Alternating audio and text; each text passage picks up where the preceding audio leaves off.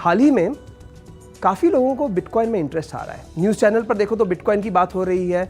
कई लोग कह रहे हैं भाई हमने तो भाई 1 लाख रुपए में बिटकॉइन लिया था और 20 लाख में बेच दिया बस 6-8 महीनों में। तो इसलिए अगर अक्षय कुमार से एक सवाल पूछा होता तो शायद वो कहते हैं कि बिटकॉइन चीज़ बड़ी है मस्त मस्त। मगर थोड़ा और गंभीरता से सोचें तो बिटकॉइन एक तरीके से इलेक्ट्रॉनिक मनी है।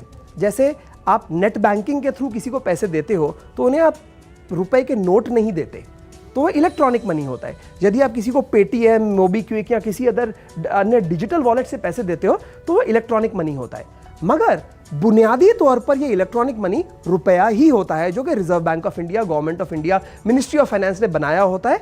और जो रुपए की कीमत होती है कि 1 रुपए में या 100 रुपए में आप क्या खरीद सकते हैं, ये डिसाइड होता है आज के इन्फ्लेशन लेवल से, आज जो गवर्नमेंट ने कितनी करेंसी रिलीज की है मार्केट में उसके बेसिस पर। बिटकॉइन हालांकि इलेक्ट्रॉनिक मनी है एक प्रकार का, बट इस तरह के रुपयों से काफी विपरीत है, क्योंकि बिटकॉइन के अंदर कोई सेंट्रल गवर्नमेंट नहीं होती, कोई बिटकॉइन का मालिक नहीं होता, कोई ये डिसाइड नहीं करता कि चलो हम कितने बिटकॉइन बनाएंगे या नहीं बनाएंगे। बिटकॉइन मात्र एक कंप्यूटर एल्गोरिदम से चलता है। बिटकॉइन में और पैसे में 2 समानताएं हैं और कुछ फर्क भी हैं।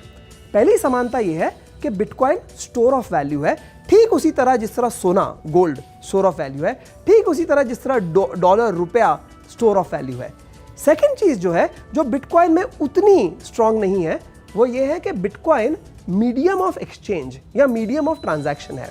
जैसे समझो मैं दुकान गया और मैंने एक चॉकलेट खरीदनी है तो मैं उसे 10 रुपए देता हूं, तो ये रुपए की खूबी थी कि रुपया देने पर मुझे अन्य चीज मिल सकती है, तो इसे कहते हैं मीडियम ऑफ ट्रांजैक्शन। ऐसा हो सकता है कि मुझे कल कार खरीदनी हो या मोटरसाइकिल खरीदना हो और मैं आपको अपने सोने की रिंग दे दूं और कहूं ये लो सोना और इसके एक्सचेंज में मुझे एक मोटरसाइकिल दे दो। ऐसा होता नहीं है मगर किया जा सकता है। ठीक उसी भांति बिटकॉइन भी पैसे की तरह मीडियम ऑफ ट्रांजैक्शन बन सकता है। तो जो 2 खूबियां होती हैं रुपयों में, नेमली स्टोर ऑफ वैल्यू, जिससे पता चलता है कि आपके पास कितनी वैल्यू है, आपके पास कितने पैसे हैं, आपके पास कितनी संपत्ति है, और मीडियम ऑफ ट्रांजैक्शन, ये दोनों खूबियां बिटकॉइन में भी हैं और इसीलिए बिटकॉइन को क्रिप्टो करेंसी यानी कि इलेक्ट्रॉनिक मनी भी कहा जाता है। हम और बिटकॉइन के बारे में और क्रिप्टो करेंसीज के बारे में और बातें करेंगे और वीडियोस बनाएंगे, आप देखते रहिए।